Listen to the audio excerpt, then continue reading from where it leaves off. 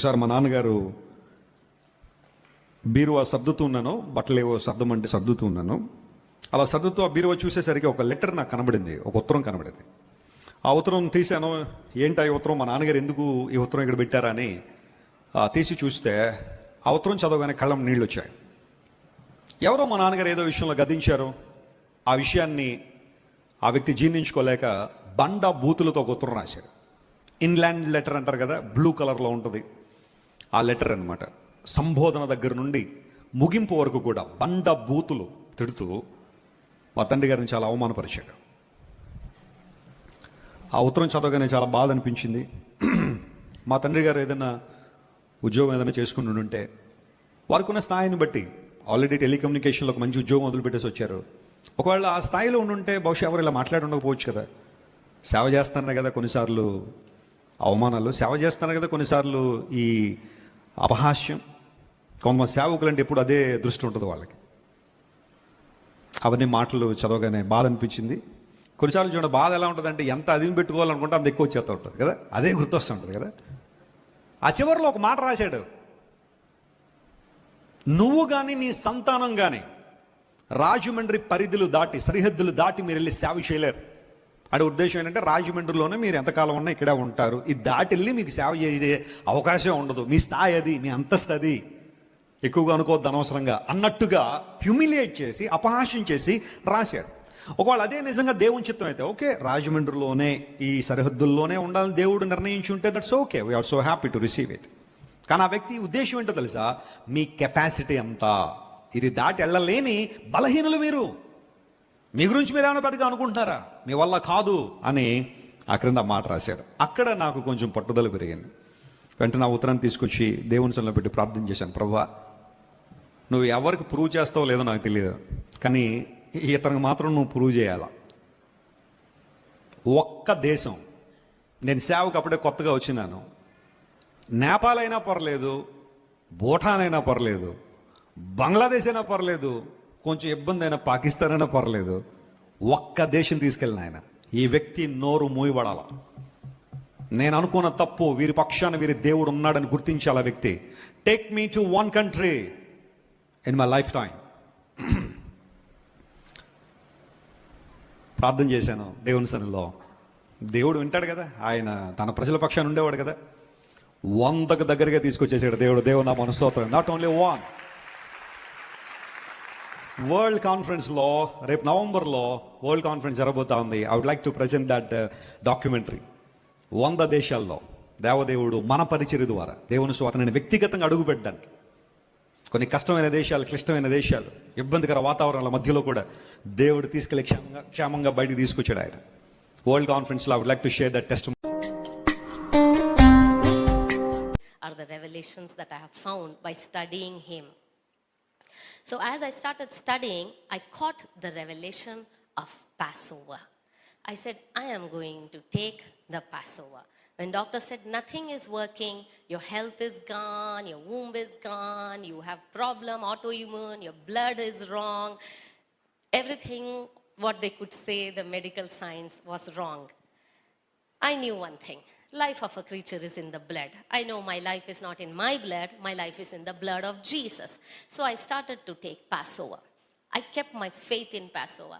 Every day I took it in haste. I took it with diligence. I took it placing my faith in the finished work of cross of Calvary. I believed the blood of Jesus will remove every past memory from my mind. I believe the blood of Jesus will restore not only my mind, my heart, my soul and my body. So I kept taking the communion, day in and day out. As I was taking, in 2 years' time, again I had a miscarriage. I am still taking communion, then again I had a miscarriage. But I said, quitting is not in my blood. I don't quit on God's word. I don't quit in the Passover. I don't quit by taking communion. So I continue to take communion. Lo and behold, enemy is a quitter. You don't have quitting spirit. You have the spirit of the Son. You have spirit of Jesus. So enemy quit. Everything changed. And I became all of a sudden to the doctor's report perfectly healthy, normal. And I conceived, and the baby is born. Just cutting the story short. The baby is born on which day? The baby is born on April the 14th, the result of the Passover. I did not plan the date 14th because the doctors had told it will be somewhere first week of May. Every year, I told you, Hebrew calendar does not match with Gregorian calendar. Even this year, our Good Friday is on 29th of March, and Passover to them is somewhere around April 22nd. But that year, 2022, the Passover of Hebrews matched with our Good Friday. It was on the 15th of April, the Good Friday that whole world is celebrating, and Israel was celebrating Passover. It was matching the lunar calendar and solar calendar. And what happens to Pastor Priya Abraham, the one who believed in the Passover in the month of Nisan? For me, God gave a signature. On the 14th day, I honor you with the result. On the 14th day, a day before the Passover, Roxanne was born. How wonderful is that? దేవుడు ఇచ్చిన ఆరోగ్యాన్ని ఆయన కోసమే వాడాలని ఎంతగానో ఆశపడుతున్నాను. ఒక చిన్న సాక్ష్యము పంచుకోవాలి. Are you ready? ఇప్పటికే చాలా సమయం అయిపోయింది, క్షమించండి.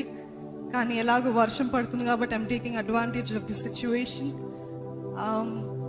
మీకు అందరికీ తెలుసు, మీ అందరి ముందే నేను ఏ రోజు కూడా రెస్ట్ తీసుకున్నట్టు కనిపించలేదు కదండి. ఏ రోజు కూడా బ్రేక్ తీసుకున్నట్టు కనిపించలేదు. నిండు చూలాలుగా ఉన్నప్పటికీ కూడా దేవుడు ఇచ్చిన శక్తి, అది నా శక్తి అని చెప్పట్లేదు, నా ఆరోగ్యం అని చెప్పట్లేదు, కానీ దేవుడు ఆయన నామంలో నన్ను నిలబెట్టుకొని ఆయన నామంలో ఆరాధింప చేయడానికి ఆ ఆరోగ్యం ఇచ్చాడు అని నేను నమ్ముతున్నాను. ఎందుకంటే ఒక వాంతి కానీ, ఒక వీక్నెస్ కానీ, షుగర్ కానీ, బీపీ కానీ ఏది కూడా లేకుండా అసలు నేను ప్రెగ్నెంట్ అని మైమర్చిపోయేదాన్ని ఇక్కడ ఆరాధన చేసేటప్పుడు. అట్లా ఆ రీతిగా దేవుడు బలపరిచి కృపను చూపించి ఇంచుమించు 8.5 నెలల వరకు only in the month of May I took a break because mucus plug fell off అని. కానీ అంతకుముందంతా కూడా దేవుడు ఇచ్చిన కృపను బట్టి, శక్తిని బట్టి దేవుని ఎంతగానో స్తుతిస్తున్నాను.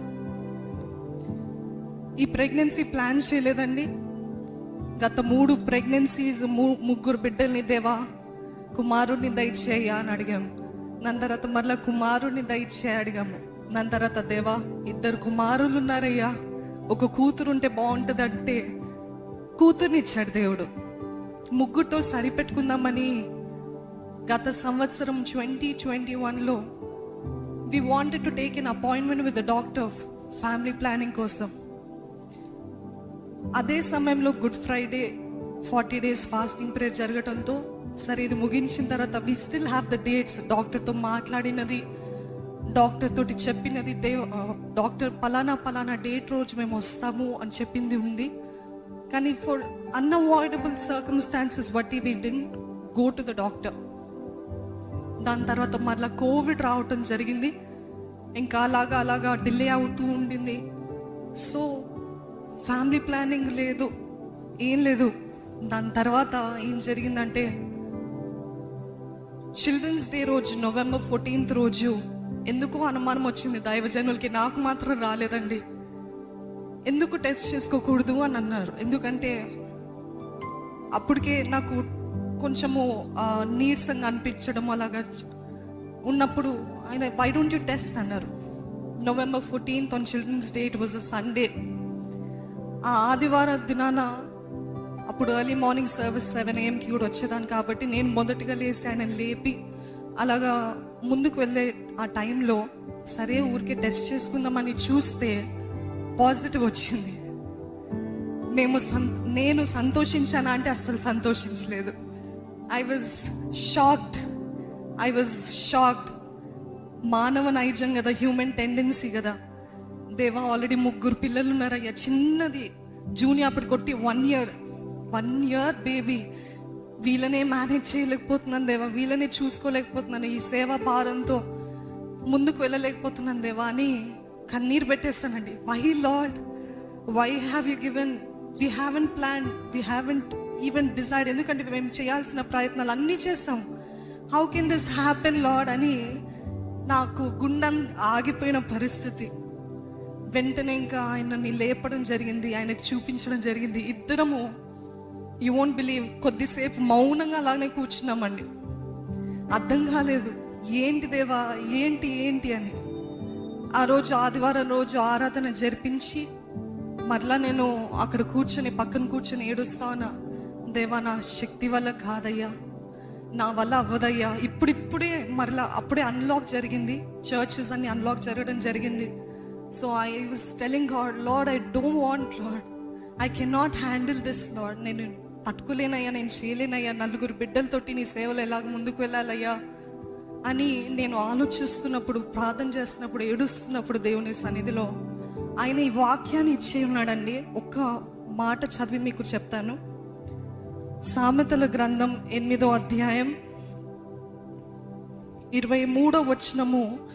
నేను బైబిల్ తెరిచిన వెంటనే నాకు కనిపించిన మాట ఏంటిదంటే, పూర్వకాలమందు తన సృష్టి ఆరంభమున తన కార్యములలో ప్రథమమైన దానిగా యెహోవా నన్ను కలుగజేసెను.